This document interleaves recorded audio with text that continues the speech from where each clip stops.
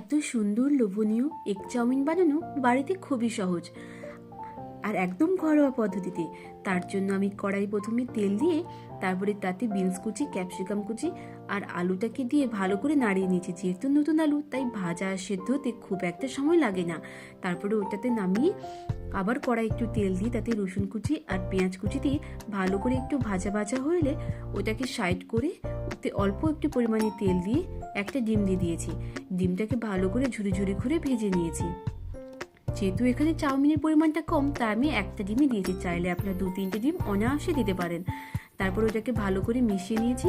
তারপরে ওর পরে একটু গোলমরিচ আর অল্প একটু নুন দিয়েছি। নুন দেওয়ার ভিডিওটা আমি করতে ভুলে গেছি।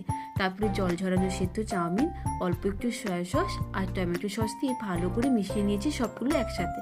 তারপর একটু নেড়ে চেড়ে ভাজা হয়ে গেলে নামিয়ে নিয়েছি। আজ এই পর্যন্তই, দেখা হচ্ছে পরের ভিডিওতে। টাটা।